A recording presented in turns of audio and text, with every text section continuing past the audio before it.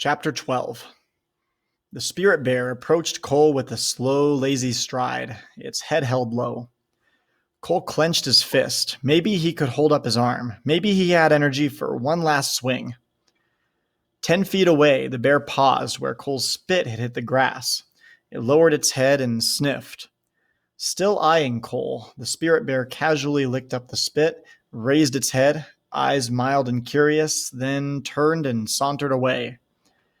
Cole felt a sudden rush of tears and emotion. Death would be okay if it came fast, existence ending in one last violent moment of defiance. Cole could understand that kind of death. But here, he lay exposed, alone, ignored, his life leaking from his body like water from some rusty bucket.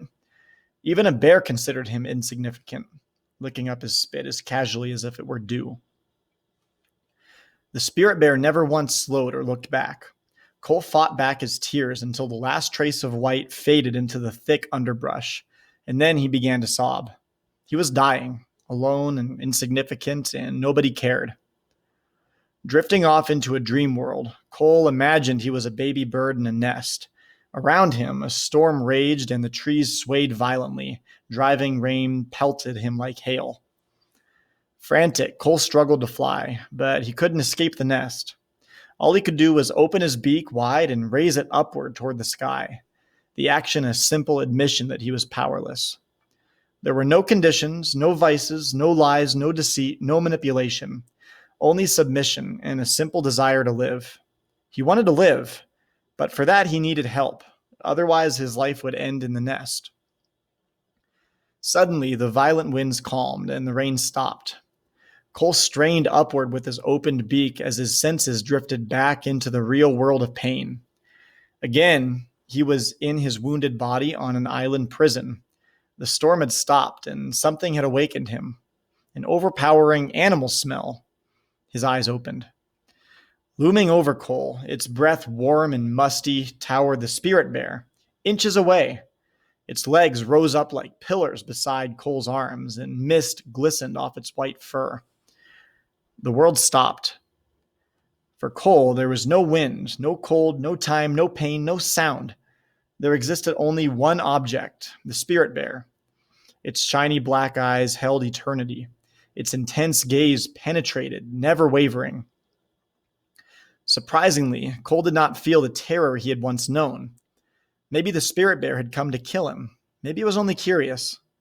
Whatever the reason, Cole gazed calmly back up at the bear.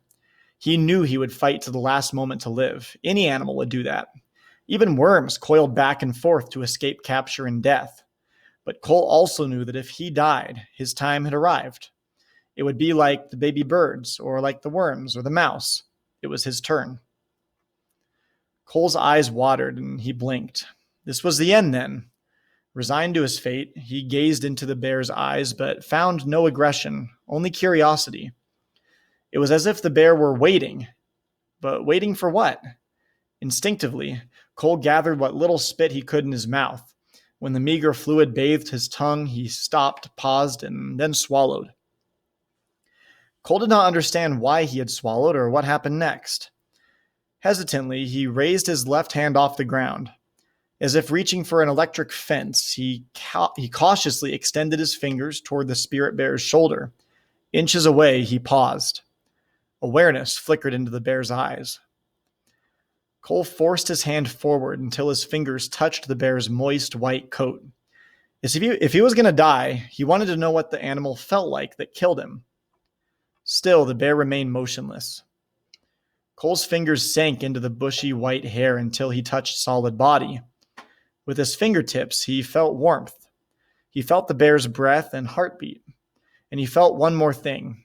He felt trust. But why? Already he had tried to kill the bear. He had spat at it.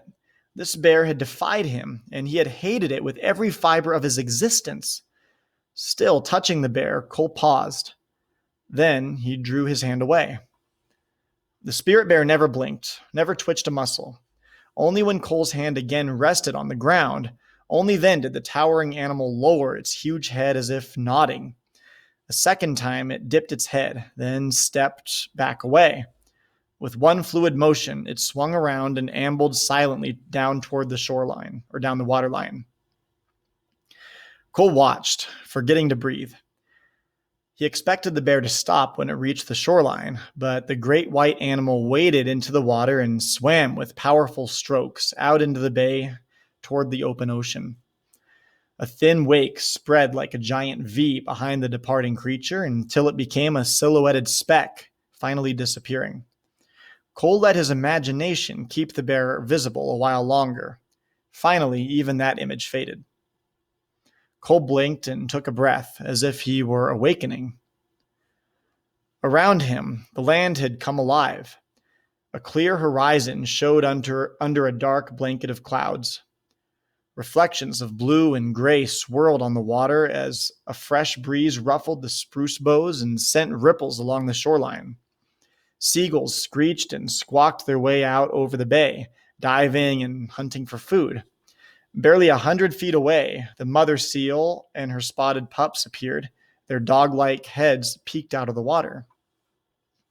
The air still carried the rotten smells of vomit and death, but also the fresh odor of seaweed and moss and cedar and salt.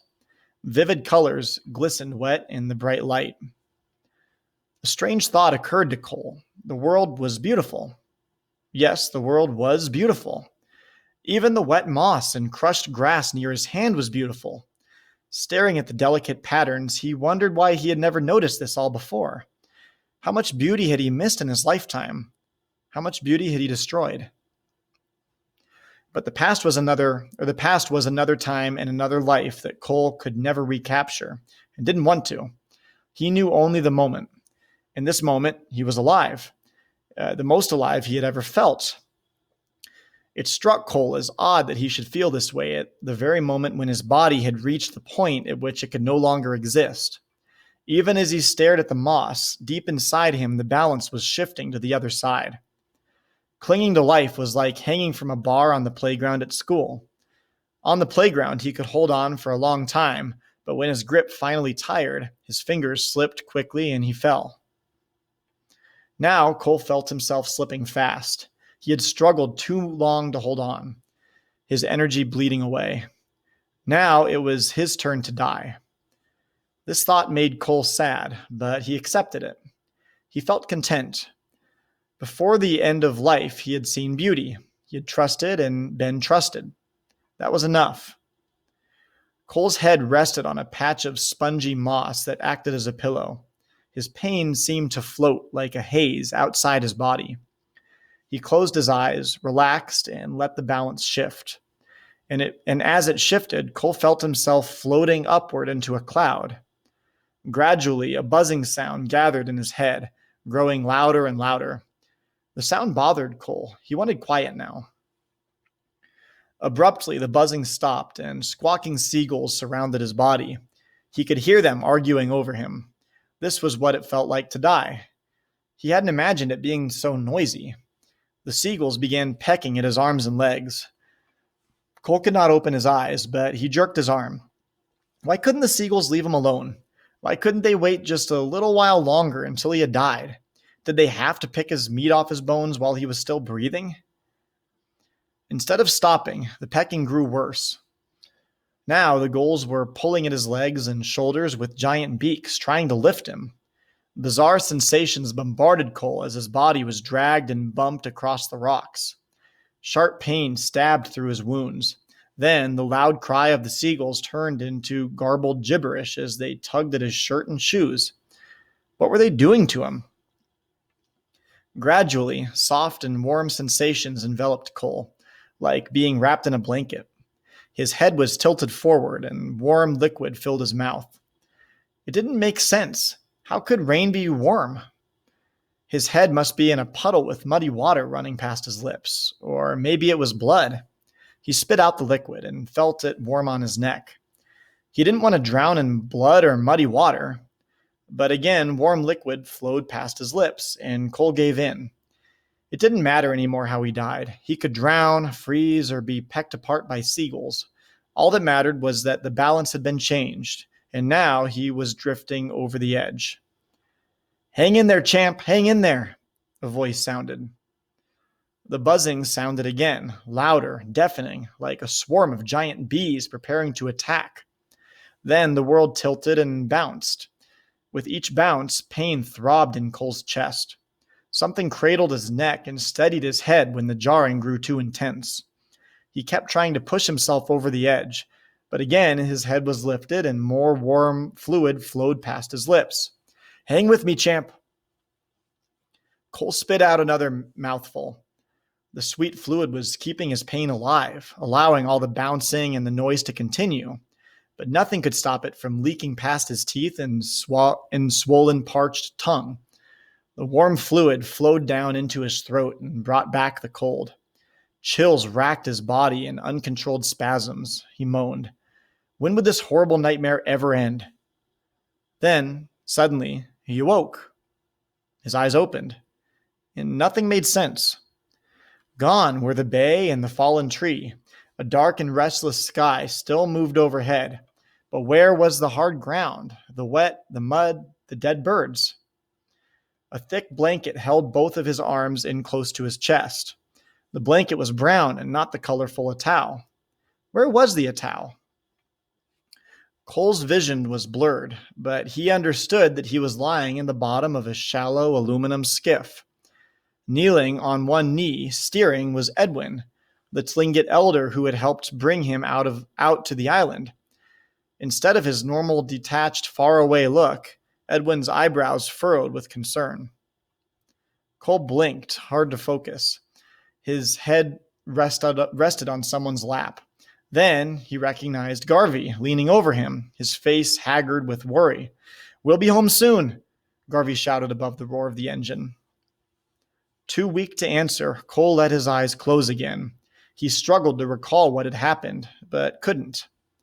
Garvey shouted something to Edwin, and the engine revved louder. Spray whipped across the bow as the boat surged into the waves. Cole held his breath and tensed to lessen the pain in his ribs. It was as if somebody were beating on his chest with a bat. He felt Garvey's strong grip tighten each time they hit a big wave. The hard bucking lasted forever, and Cole was drunk with pain by the time the boat finally slowed. The screaming of the engine grew muted, replaced by anxious voices shouting to them. Garvey and Edwin shouted back. Then the boat bumped against something. Cole opened his eyes. They had pulled alongside a dock. A cluster of people crowded next to the boat, staring down at him. People were moving, reaching, shouting. Cole cried out in pain as he was lifted from the boat. His ribs and leg felt as if they were being ripped from his body. Someone slipped, and Cole's leg scraped against the edge of the dock. He heard himself cry out. More footsteps pounded and voices shouted. The dock swayed, and Cole grabbed blindly at the air to stop the world from moving. He couldn't take any more of this torture. It had become violent. The commotion continued. Tilting dangerously back and forth, Cole felt himself lifted onto a stretcher and carried up the dock to a waiting van. Doors slammed, a motor revved, and there was more bouncing as the van raced down the road. Cole's pain faded into delirium. The next sensation was of entering a room and being lifted onto a soft, warm bed. Careful hands dried him and worked his pants off. He dreamed that the spirit bear was ripping at his leg. But instead of a growl, a woman's soft voice said, "Easy, easy, you'll be okay, just relax." Cole's uncontrollable shivers were replaced by hot sweating as a towel patted his forehead. When the commotion finally stopped, Cole lay completely spent, drifting in and out of consciousness. He felt a warm blanket being tucked in around his neck, and he opened his eyes. Where was the Atau? Seeing Cole's eyes open, Edwin and Garvey stepped forward, one on each side of his bed. Edwin studied Cole. "Sure busted yourself up," he said plainly. Garvey nodded in agreement. "Lightning knocked down a big tree. The branches must have hit you." Cole tried to speak, but no words came to his throat. A short, round-faced Tlingit woman crowded in beside the bed. "His wounds aren't from any tree," she said, pulling back the blanket. "Look." Edwin glanced down at the bloody red gashes surrounded by puffy, ashen skin and whistled low. Those are bite and claw wounds. The woman nodded. He's been attacked by a bear. Cole nodded. Fear flashed in Garvey's eyes. I'm okay, Cole succeeded in grunting weakly. A thin smile failed to hide Garvey's concern. Half your bones are busted. Your body's swollen like one huge mosquito bite, and you've nearly starved to death. Believe me, champ, you're not okay. Cole forced a nod. I am okay, he grunted again.